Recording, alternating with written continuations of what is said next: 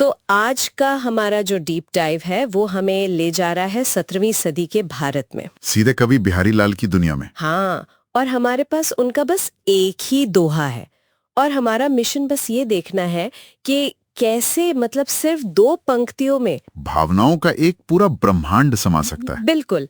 दोहा कुछ इस तरह है, आखिर निज नगर गए नैनन की निंद्राए, हम तजी सोई श्याम सुंदर आए मोही समझाए।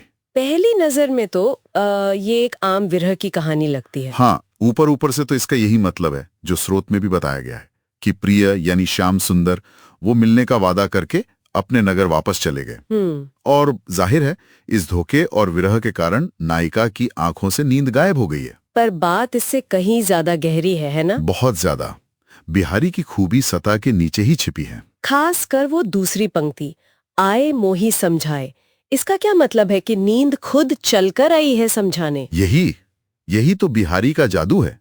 यहाँ नींद सिर्फ एक अवस्था नहीं है, वो एक किरदार है। हाँ, वो एक सजीव पात्र है।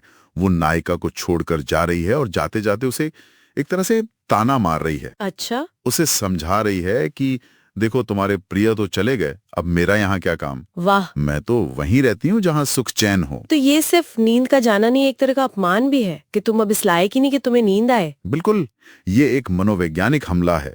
सोचिए, जहाँ सिर्फ प्रिय ही नहीं बल्कि शरीर की सबसे बुनियादी जरूरत भी आपका साथ छोड़ दे, वो भी वजह बताकर। हाँ, वो भी वजह बताकर। नींद यहाँ सिर्फ एक किरदार नहीं बल्कि एक संदेशवाहक भी है। तो इसका मतलब ये हुआ कि 2 चीजों ने साथ छोड़ा है, प्रिय ने और नींद ने। ये तो उस अकेलेपन को और भी गहरा बना देता है। मैं इसे थोड़ा और अलग ढंग से देखता हूँ।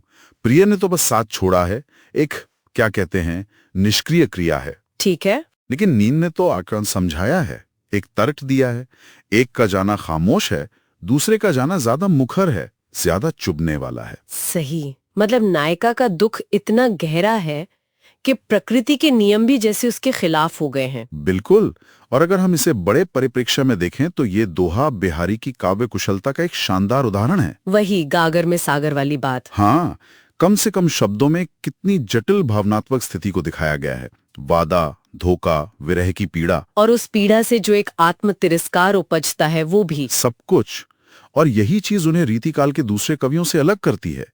विरह में नींद का उड़ जाना तो मतलब एक आम विषय था, लेकिन नींद का एक किरदार बनकर इस तरह तर्क देना, ये बिहारी की अपनी मौलिकता है। तो ये डीप डाइव हमें एक अंतिम विचार के साथ छोड़ जाता है। हाँ, एक बहुत ही दिलचस्प सवाल, क्या कभी कभी किसी की अनुपस्थिति उसकी उपस्थिति से ज्यादा शक्तिशाली हो सकती है? और क्या मौन में कही गई बातें बोले दे शब्दों से ज्यादा गहरी चोट कर सकती हैं? इस दोहे में कृष्ण का मौन और नींद के शब्द दोनों मिलकर एक ऐसा घाव बनाते हैं जो कभी नहीं भरता।